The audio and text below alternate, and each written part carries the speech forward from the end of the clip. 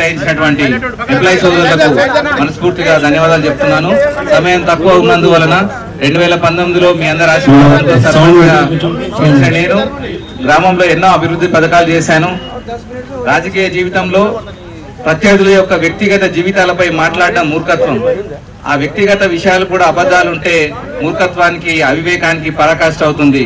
నిన్న కొందరు ఇక్కడ గేట్ మీటింగ్ జరిగిన సందర్భంలో నా వ్యక్తిగత జీవితంపై మాట్లాడడం జరిగింది. నేను అదే వాళ్ళ వివేకతకు వదిలేయడం జరుగుతుంది.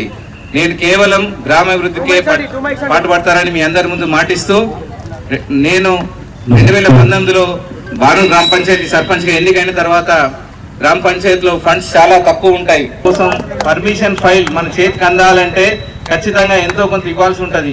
ఇక్కడ బానూరులో ఉల్టా నేనే ₹1,00,000 మీరు ఇల్లు కన్స్ట్రక్షన్ చేస్తే ఇవ్వడం జరుగుతుంది. మీరు బానూరు పరిధిలో ఉన్నటువంటి ఎవరినైనా ఇది అడిగి తెచ్చుకోవచ్చు. అదేవిధంగా ఆడ శిష్యులు అవుతుంది. పేదవారికి అంత్యక్రియలకి 10,000 రూపాయలు ఇస్తూ వచ్చాను. ఇక ముందు అది 15,000 రూపాయలుగా మార్చడం జరుగుతూ వస్తుంది.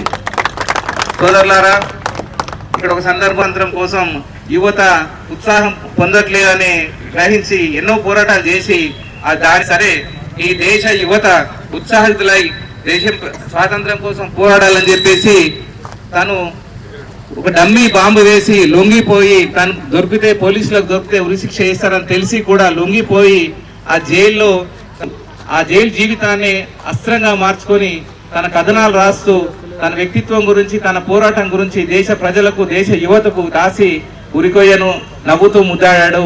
అతని పేరు మీదుగానే వచ్చే అకాడమిక్ ఇయర్ నుంచి శాంతయ్య గారిని గెలిపిస్తే షహీద్ భగత్ సింగ్ శిక్షా క్రాంతి అనే పథకం కింద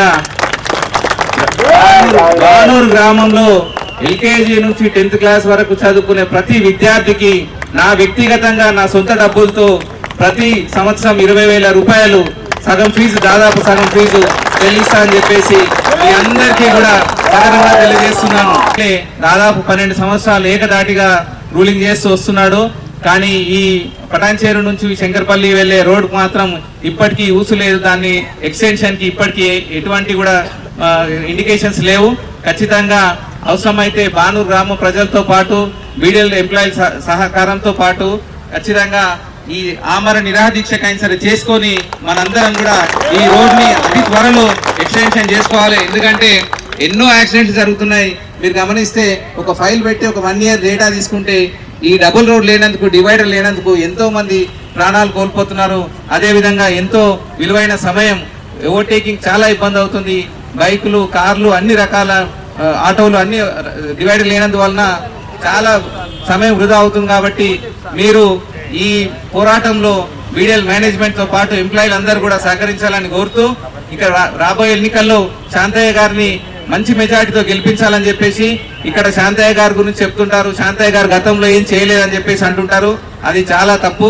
ఒక పార్టీ పెద్దగా నేను ఈరోజు శాంతయ్య నిలబెడుతున్నానంటే శాంతయ్యను ముందు నుంచి నడిపించాల్సిన బాధ్యత నాది. అంతకుముందు ఉన్న వాళ్ళు శాంతయ్యను ఎవరైతే నిలబెట్టారో అంతకుముందు డెవలప్మెంట్ చేయాల్సిన బాధ్యత వాళ్ళదే ఉండే. బట్ట కాల్చి శాంతయ్య మీద పడేసి శాంతయ్య డెవలప్ చేయాలి అంటున్నారు. అది చాలా తప్పు. ఇప్పుడు కూడా చెప్తున్నా, శాంతయ్య గెలిచిన తర్వాత ఒకవేళ నేను అభివృద్ధికి సమయం కేటాయించకపోను, లేకపోతే శ్రద్ధ తీసుకోకపోవడం పోతే మళ్ళీ శాంతయ్య ఫెయిల్. ఎందుకంటే గ్రామ లెవెల్లో ఉన్న రాజకీయంలో పార్టీ పెద్దదే నడుస్తుంది. పార్టీ పెద్దే సొంత శ్రద్ధ తీసుకొని సర్పంచ్ క్యాండిడేట్ ముందుకుండి అభివృద్ధి నడిపించాల్సి వస్తుంది. మీకు అందరికీ మాటిస్తున్నాను, ఎట్లా అభివృద్ధి జరగదో, శాంతయ్య గెలిచిన తర్వాత ఎట్లా అభివృద్ధి జరగదో ఒక 6 months లో మళ్ళీ జెడ్పీటీసీ ఎలక్షన్స్ వచ్చేసరికి మీ అందరికీ శాంతయ్యతో పాటు ఎట్లా అభివృద్ధి జరగాలని నిరూపిస్తానని చెప్పేసి చెప్తూ, అట్లాగే మన సోదరులకు అందరికీ ఎక్కడి నుంచో వచ్చి ఇక్కడ స్థిరపడ్డ వాళ్ళు, 20 సంవత్సరాల నుంచి ఇక్కడ స్థిరపడ్డ వాళ్ళు కూడా బీడీఎల్ ఆవాసాల్లో ఉండేటోళ్ళు కూడా బీడీఎల్ ఉంటే మీరు బానూరు వచ్చి ఎట్టో 160 గజాల స్థలం కొన్నట్టయితే ఖచ్చితంగా మీకు ఆ స్కీమ్ వర్తింపజేసి మీకు ఇల్లుకు 5 లక్షల రూపాయలు గవర్నమెంట్ తరఫు నుంచి వచ్చేటట్టు చేసి, నా వ్యక్తిగతంగా 1 లక్ష రూపాయలు వచ్చేటట్టు చేసి మీకు అందరికీ కూడా బానూరులో స్థిర నివాసం ఏర్పరచుకునే కోసం మాటిస్తున్నాను. మీ కష్టసుఖాల్లో కూడా నేను పాల్పంచుకుంటానని చెప్పేసి సమయం తక్కువ ఉన్నందున శాంతయ్య గారిని మాట్లాడవలసిందిగా కోరుతున్నాను. వరకు సీనన్న సిఆర్ఎన్న ఏదైతే చేసిండో దాన్ని కంటిన్యూ చేస్తా. దాన్ని మీరందరూ నాకు ఓటేసి ఆశీర్వదించాలని కోరుకుంటూ ముగిస్తున్నాను.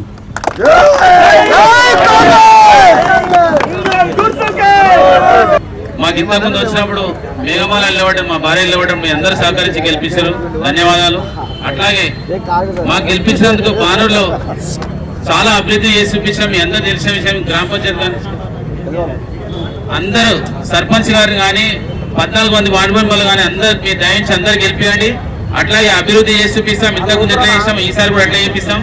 మాకు ఇచ్చిన అవకాశాన్ని గవర్నమెంట్ హాస్పిటల్ కానీ, గవర్నమెంట్ స్కూల్ కానీ, గ్రామ పంచాయతీ బిల్డింగ్ కానీ, కుల సంఘాలు కానీ, సీసీ రోడ్లు కానీ, డ్రైనేజీలు కానీ అన్నీ చేపిస్తాం.